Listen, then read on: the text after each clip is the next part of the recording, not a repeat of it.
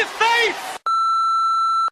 What's going on, guys? I'm calling to podcast. I have something to say about Chicago Bulls. The reason why they're so bad, not really bad, but mediocre team, and they're gonna always be a mediocre team because of coach.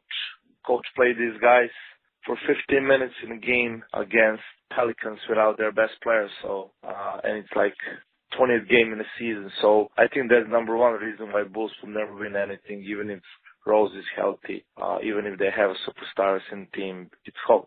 Great coach for team that need rebuilding, but for contender, I don't think so. So just something for you guys to think about. All right, peace. Hey, Scott, Tom. Hey, man, am I fired?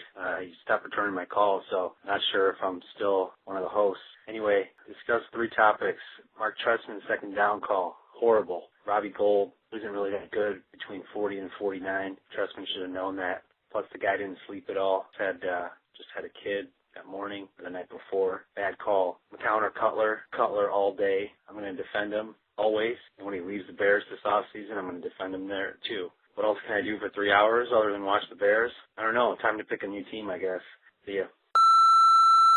Hey, I have a response to the questions. I cheated and listened to a few of the calls, and one of the calls was from Goran, and I'm not supposed to respond until the second day, but I'm going to respond on the first day, and you're probably listening to this and then listening to me. I think I agree with him. I think Thibodeau is not a next-level coach. I think that these are grown men, and if you get to NBA level, you don't need to be barked to, and you don't need to get what seems to be play call every, they need to be coached and told what to do every second of the game, and he's always barking, he's always standing up, and he's always, if you watch a Bulls game, you can hear him on the sidelines like a chained dog. It's just so, he's just always, and just the amount of time the amount of minutes he plays everybody. I don't know, hindsight is always 20/20 with Derrick Rose, or whether he should have, played more or less. I just think he got injured, and it's unfortunate, and all the Bulls fans are disappointed, and we'll get excited again next year, but I don't think that had to do with any playing time he had. I think he was trying to work out all his kinks. But it's the rest of the team, especially now since Derrick Rose is injured, just the amount of time all the players play. Too much I think about Popovich and how he is like a genius at rotating his players and finding other players and giving people breaks so that his team actually gets the playoffs instead of running everybody into the ground. I think it was a fantastic point that Gordon made that last year, Deng almost died because he had an infection in his back, and I don't know if it was because of the nature of Chicago fans and the sports guys. When are you going to get back? When are you going to get back? When are you going to get back? I suppose it's the pressure of all higher-level sports teams where you have fans. You always want your best players to be back as soon as possible, but the man almost died. I mean, I wish they were more honest with the news sources about how sick he actually got after he got that infection. And then I think the year before that was when he injured his hand too, and he was supposed to have hand surgery, but he just took a couple. I don't know how much time he took off, but he just came back and he never had that surgery and never did what I think he should have been able to do. And blame it on Thibodeau or not, but my point is I don't think he's a next level coach. I think you prepare your players to a point, and then you guys can make adjustments during the game, but you pretty much got to leave these guys alone. I don't know if I'm wrong in my basketball. I got cut off from my own fucking show. I think I agree with Gordon. I don't think Thibodeau's next level guy. That's all I wanted to say. As far as the other things, I didn't watch the Bears game Sunday, so I have no opinion about the second down call. Again, second one, Cutler, McCown. It's just the discussion is gross. They would be way better with Cutler. The team has a lot of injuries, and then they're just straight up not that talented.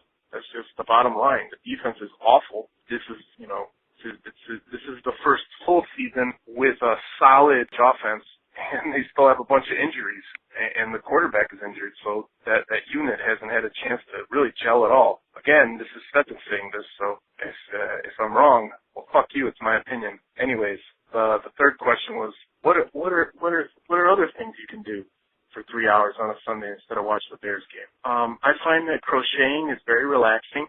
Soaking in a bathtub and getting reading a good Nicholas Sparks book. That's also could be better than watching a Bears game. There's just a lot of things you can watch. Maybe paint drying. That might be a little less frustrating than watching a Bears game. What else? You could do some some gardening in the wintertime, trying to dig in that frozen ground, that's probably less frustrating. You could try to go outside, any kind of outside activity in the wintertime. Like you could try to blow bubbles, that's probably less frustrating. You could try to tie your shoes in a snowstorm without gloves, or with super crazy thick gloves, that's also probably less frustrating. Yeah, Bill. I'm trying to keep this as simple as possible, and as short as possible. Two things. One, my man Trustman. Bottom line is, you can't blame Robbie. Yeah, whatever they say, yeah, good percentage within 40-some yards within a dome, all that garbage, but you can't blame him. Why? Well, because it's the coach's responsibility to put Robbie in the best position to make that kick. And obviously, the closer he gets, the better and the higher percentage kick he has. So, basically, that putz, that schmuck, got caught with the stickle in his kibbutz when Robbie missed the field goal. And obviously, we were tearing up on offense that day. We have the number one receiving core in the league, and our running back was tearing up that day. So why wouldn't you just hand it to Forte just to get at least 5 yards? Like I was telling the score, a competing network, he pulls one more stunt like that, I'm telling you he's gone. There's no way they're going to extend his contract. It's impossible. It's impossible. As far as Cutler or McCown, if those are our only two choices, God help us. I think we're gonna have to draft a quarterback. I think we're gonna franchise Cutler next year, and that'll give us another year to make up our minds on Jay. And I think he's gonna suck it up next year, and then he'll be at home with his two kids watching reruns of The Hills at home. And as far as doing anything on a Sunday besides watching Bears games, usually I don't get home until about 6 or 7 in the morning from going out late night after some gyros and cheese fries at Greektown. So I'm usually only up for about 4 or 5 hours on Sunday. So that's about it. Right, Devils. Domination. It's me again. I got a gripe. I'm tired of sports analysts and commentators, anybody having to do with sports, that gives a professional athlete the compliment that says the following: yeah, that person is really athletic. Yeah, he's really athletic. Yeah, she's really athletic. If you play in the NFL football league, I think that was redundant. If you play in the NFL, I think it's automatically known that you're athletic. If you play in the NBA, I think it's safe to say you're athletic. Just kind of tired of it. I don't hear people going into high schools around the country going, yeah, that guy's a teacher.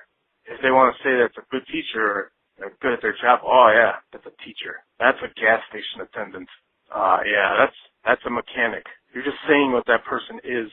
If you're a professional athlete, a compliment is not saying, hey, what are you? You're a professional athlete. It's not a compliment. It's just stating fact. Man, let me tell you something. Mark Trestman. Can't blame him on this one. His call on second down was the right call. What you got to realize is he's from Canada. He used to coach at a Canadian league. So what he was thinking is that he only had 3 downs. Canada football, he only got 3 downs. So that's why he kicked it on second down. So yeah, it was the right call. Bullshit, it was the right call. That was the worst call I've ever seen in my life. Second down, you kick a 40-some-yard field goal. Unfucking believable.